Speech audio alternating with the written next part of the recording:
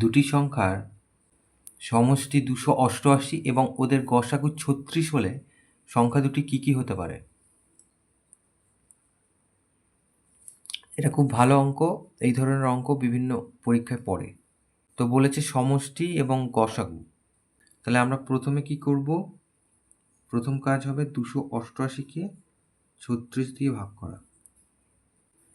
288-কে 36 দিয়ে ভাগ করলে কত হয়? 8 হবে। 6 8 48, হাতে 4, 3 24 আর 4 28। তাহলে এখানে 8। এইবার এই 8টাকে আমরা যোগফল হিসাবে ভাগ করব। 1 + 7 8 হয়, 2 + 6 এটা 8 হয়, 3 + 5 এটাও 8 হয়, আর 4 + 4 8 হয়। তাহলে 4 পেয়ে গেছি। তাহলে 4-এর পরে 5, 5ও পেয়ে গেছি, তাহলে আর হবে না।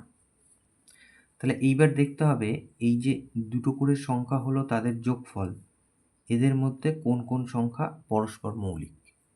1 আর 7 পরস্পর মৌলিক। তাহলে আমরা এখানে লিখি পরস্পর মৌলিক। একই রকম এই 3 আর 5 পরস্পর মৌলিক। 2 আর 6 পরস্পর মৌলিক না, 4 আর 4 পরস্পর মৌলিক না। তাহলে আমরা পরস্পর মৌলিক পেলাম, জোড়ার সংখ্যা পেলাম 2 জোড়া। তাহলে উত্তরে হবে সংখ্যা দুটি 2 জোড়া হতে পারে। অতএব সংখ্যা দুটি 2 জোড়া হতে পারে। এখন কোন কোন জোড়া হবে? এখানে প্রথমটায় আমরা পেয়েছি 1 আর 7 পরস্পর মৌলিক। তাহলে এখানে 1টা লিখি আর নিচে লিখি 7। তাদের সাথে গুণ করতে হবে গসাগু। গসাগু ছিল 36, তাহলে দুটো সংখ্যা পেয়ে যাব।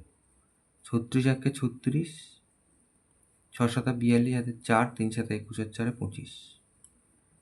তাহলে 36 আর 252 দুটো সংখ্যা হতে পারে। এখানে দেখেছিলাম আরও এক জোড়া হতে পারে। তাহলে এখানে ছিল 3 আর 5। একই রকম 36 গসাগু দিয়ে গুণ।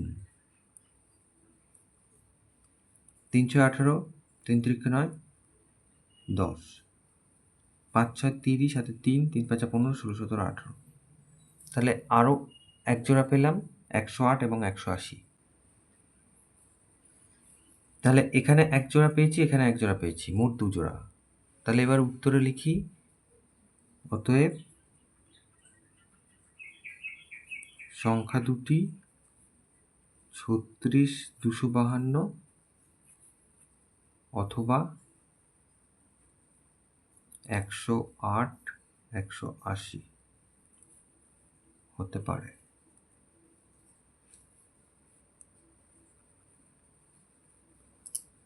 তাহলে এই ধরনের অঙ্ক এইভাবে হিসেব করতে হবে, তাহলে উত্তরটা খুব সহজেই পাওয়া যাবে। এটা তাহলে উত্তর।